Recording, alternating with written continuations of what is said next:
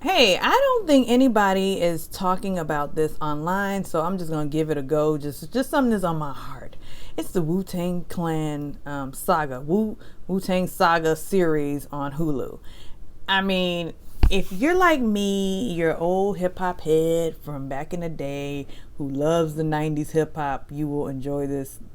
You'll enjoy this one because it's just an exaggerated comical, but with a lot of like adventure. Like it has adventure, it has violence, it has and it even has romance. Everybody, like who thought Wu Tang and romance, were like you wouldn't really necessarily put them in the same sentence. However, so like I'm an old fan of Wu Tang. If you don't know by now, I'm in my 40s. Duh. So I love hip hop from the 90s, and I've been a hip hop head since the late 80s. And so when Wu Tang first came out, like in '93, I was in college, Howard University, and I was in School of Architecture. Oh man, I'm saying too much. Anyhow, well, I wasn't really a fan of Wu Tang when they first came out. Why? Because this cornball used to come into our studio where we had to do work in architecture, and he was like Wu Tang, and I was like, oh, he's so corny. That sounds so corny. Like, why is he doing that? And and I wasn't necessarily that big of a fan of METHOD, man. So like, it took me a minute.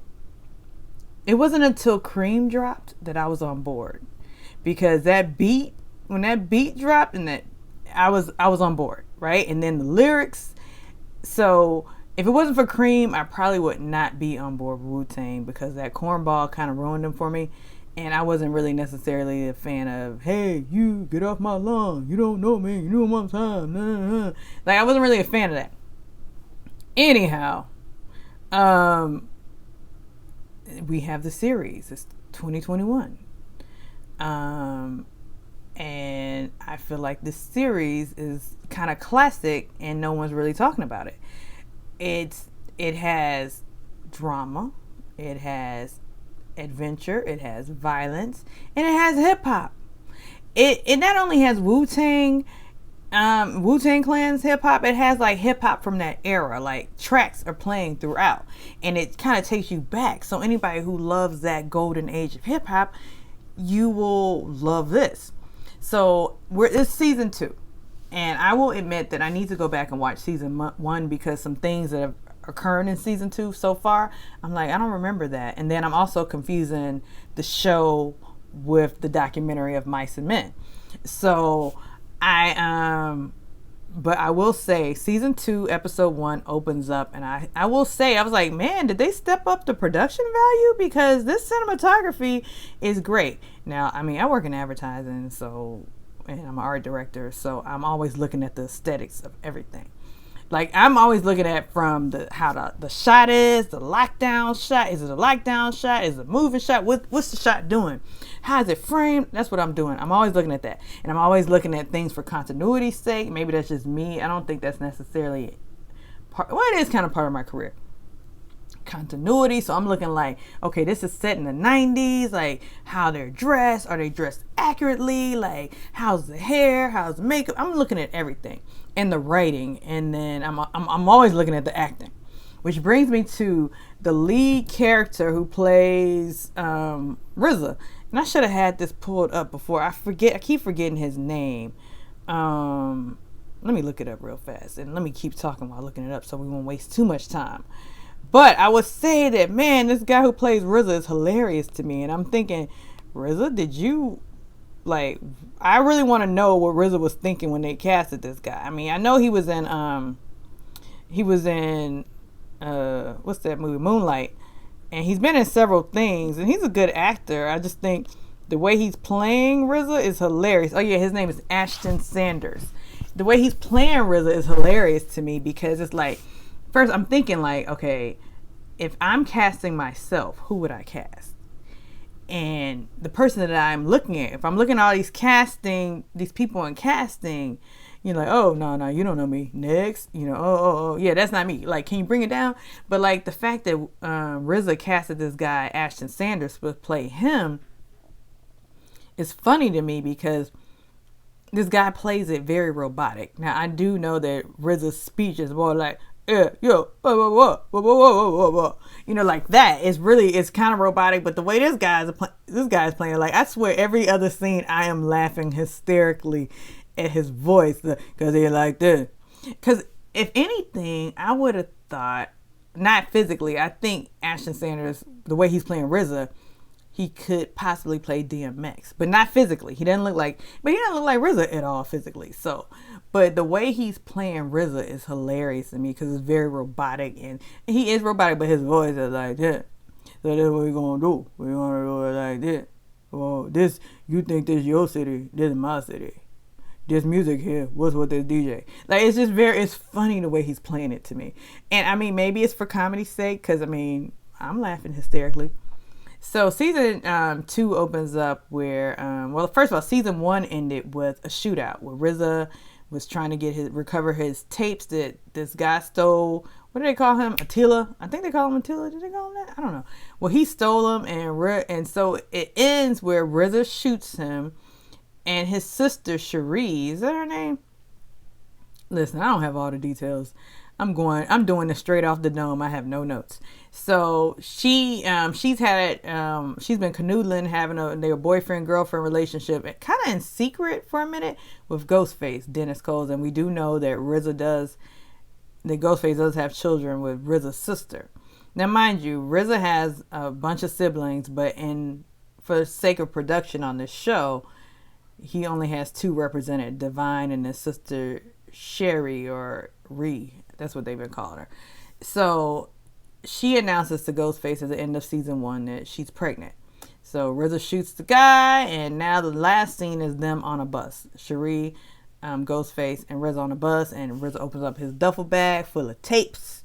So he got his tapes back, but now he's on the run. So season 2 opens up on this nice lockdown shot. Like, I was like, they have stepped up this production. Like, the cinematography was great. Like, it's like there were a bunch of blue tones with amber tones. So it was like 2 different tones going on in these scenes in the first episode. And it's this guy, and I'm like, and this is before they tell you where they are. I'm like, he don't look like a New Yorker. He look real West Coast. And I know a lot of the people in production, like, are not East Coasters, like, say Ashton Sanders is from Carson, California. That I do know. But and I think the girl who plays Cherie is from the West Coast. Her name is Zoli Griggs. Yeah. And I think the rest of them are from New Yorkers, like Dave East plays Method Man, or excuse me, Shotgun turned Method Man, and Shameik Moore plays Raekwon, which, let me just say, Shameik Moore is a very underrated actor. The way he embodies Raekwon, like, because really, like, a lot of times when they cast shows, or cast shows and movies, I'm like, he don't look like that person. Like, I didn't think Denzel looked like Malcolm X, so therefore, at first, I wasn't on board, but he embodied Malcolm X. Anyhow, so that's how I'm always recasting roles in my mind, like, who should play this, or who should play the black version of this.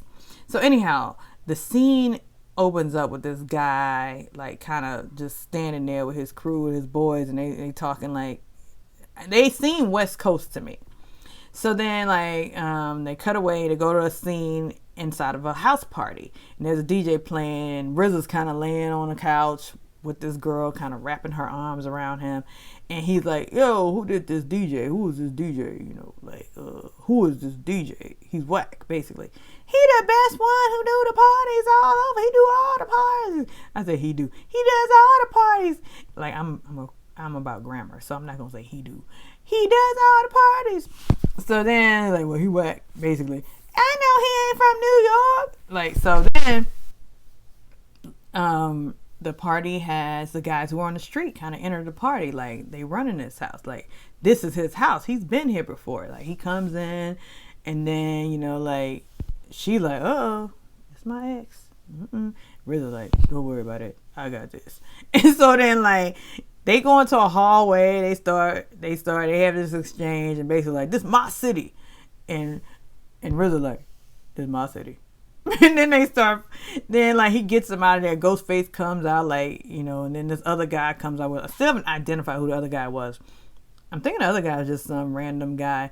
Oh, I forgot to say, they're in Ohio. That's where they are. And that's why everybody kind of seems West Coast to me, because I thought back, I'm like, boom, boom, boom, boom, boom, boom. Oh, because I said they kind of look Bone Thuggish to me. Like, they had like the little twiggy braids, kind of had a, that vibe, that Bone Thug vibe. So it makes sense. They're in Ohio. They're in Steubenville, Ohio. Which if I was RZA, I'd be like, this your city? Steubenville is my city. It's Stupidville. Let's get out of here. So anyhow, they go out. They get him out the house, and then basically the party is done. The party is done, and so RZA and the girl driving off, and then it's funny how the scene is like they're in this car. It's like a fake car, like rocking. It looked real like 70s, like we're not really driving, but we're trying to pretend we're driving. But I thought that was funny. That was a little nuance that I caught on to. So then basically the guys approach them and they have a squabble, and they don't even show it. Next thing we see is RZA in the basement hiding stuff, and it's like, okay, what's going on here? Like, I felt like did I miss something? So basically, so then we find out that RZA has in fact shot the guy, and his mom, who is Pam from The Cosby Show, Maxine from In Living Color, is RZA's mom in the movie. And my favorite actor of all time, Bokeem Woodbine. Bokeem Woodbine is, and I'm being sarcastic and facetious, I guess, saying he's my favorite actor, but he is one of the actors that I love to bring up, Bokeem Woodbine. Because Bokeem Woodbine has given us some performances in his lifetime, in his career, that are notable. Anyhow, so basically, RZA gets, does he get arrested? I don't know, I'm not going to go frame by frame. I want you to watch it. I don't want to ruin it for you. I'm actually, doing some free publicity, because I don't think anybody's really doing publicity for this show. So, a lot goes down in this episode. Basically, RZA, the guy snitches on RZA. And that's broken code of the street, because we don't go to the cops in New York, we don't go to the cops. We from Staten Island, Killer Hill, Stapleton. We don't do that. What we do is we gonna go get this dude, but that didn't happen. This dude went to the cops. So mind you, RZA ends up in jail, Department of Corrections. That's where he ends up. So, it's this whole thing to get him out of jail. His mom finds some, attorney. I'm like, first of all, that's what I'm not understanding. Now, I was under the impression, I'm not understanding the mother, per se. Because I'm thinking they were from the projects. But she comes, the way she comes off as this intelligent woman. Not to say that people in the projects aren't intelligent. I'm just saying the way she's, she can make moves. She has pull in these Ohio streets where she can go pull in this guy. How did she meet this guy? How did she meet this attorney? There's a gap in the story that, it's not a huge, it's not a really point of concern, but I said earlier that continuity is my thing, and it's just y'all have some splaining to do. How did his mom, I'm gonna call her Pam, because she's been Pam, not Maxine, she's been Pam for me since The Cosby Show. How did Pam pull this off to get this attorney who's willing to, learn more? And here's the funny thing. He wanted to know about how RZA lived. Let me see his bedroom. She's like, why? Because I just want to know what type of person. So he went down to the basement. She's like, it's kind of messy, how kids are, blah, blah, blah. It was messy, but he starts going through his record collection, and he saw that he had a Kenny Loggins record. Ooh, that makes me want to represent him. He has Kenny Loggins. He must be. Yeah, it would have been real trite had it been a Bruce Springsteen album that he pulled out, but it was Kenny Loggins, which I was like, that's interesting. But that's what made the guy want to represent him, because he can't be that bad. He has Kenny Loggins in one of these crates. Yeah. So, but okay. So then, RZA's in jail. Is this episode 2? Are we down to episode 2 now? I'm not sure.